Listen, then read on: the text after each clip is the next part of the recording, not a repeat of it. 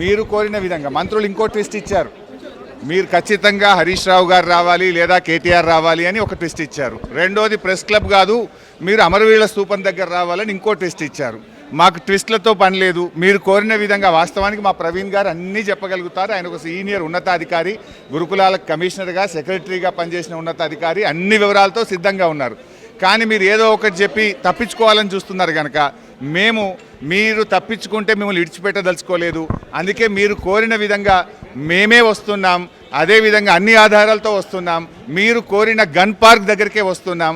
చిత్తశుద్ధి ఉంటే చర్చించండి. అరెస్టు చేయొద్దు, అక్రమ అరెస్టులు చేయొద్దు, మమ్మల్ని ఆపొద్దు.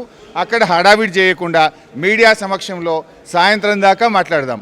మీరు చెప్పండి, మేము చెప్తాం. నిజానిజాలు ప్రజలకు తెలిసే విధంగా ఏ రకంగా స్కామ్ జరిగింది, ఏ రకంగా మీరు ఇవాళ దళితులను డిప్రైవ్ చేసినారు, ఏ రకంగా బలహీన వర్గాలను, చేనేత కార్మికుల్ని డిప్రైవ్ చేసినారు, కోర్టులు ఏ రకంగా మీకు మొట్టికాయలు వేసినాయి, ఇవాళ తెలంగాణ ప్రజలకు, తెలంగాణ బలహీన వర్గాలకు, తెలంగాణ దళిత బిడ్డలకు ఎట్లా అన్యాయం చేసినారో అన్ని ఆధారాలతో చెప్పడానికి మేము వస్తున్నాం.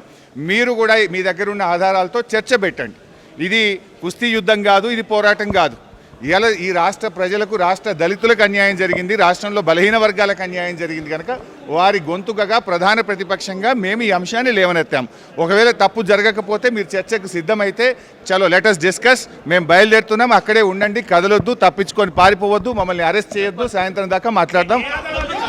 నిన్న కేటీఆర్ మాట్లాడిన దానిపైన నేను మా ప్రభుత్వం, బీఆర్ఎస్ ప్రభుత్వం 10 సంవత్సరాల్లో 3,50,000 కోట్లు అప్పు చేసినామని మాట్లాడిన దానిపైన నేను స్పందించి 3,50,000 కోట్లు కాదు, 8 లక్షల కోట్లు మొత్తంగా, అంటే పాత బకాయి చేస్తే సుమారుగా 7,30,000 కోట్లు అప్పు చేసి రుజువు చేస్తే, రుజువు చేయకపోతే నేను రాజీనామా చేస్తాను. నాకు ఇప్పుడే తెలిసింది హరీష్ రావు అమరవీరుల స్తూపం కాడికి వస్తుంది. నేను కూడా అడిగే వస్తున్నా. 5 నిమిషాలు ఈ గాంధీ భవన్లో కొద్దిగా 10 నిమిషాలు అంటే దరఖాస్తు తీసుకొని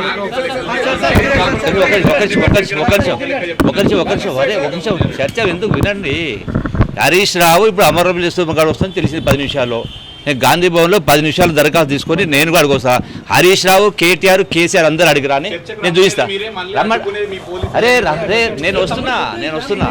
నేను వస్తున్నా కేసీఆర్ అని, కేటీఆర్ అని, హరీష్ రావు ముగ్గురు అని, అమరవీర్ రమ్మజ్ అరే వాళ్ళ బామోదర ఎందుకు ఆల్రెడీ హరీష్ రావు బయలుదేరిందంట అమరవీరుల స్తూపం కాడికి. ఆ కేటీఆర్ బామర్దిని కూడా అడిగి రమ్మని చెప్పండి. నేను అక్కడికి 1 గంట అక్కడ ఉంటా.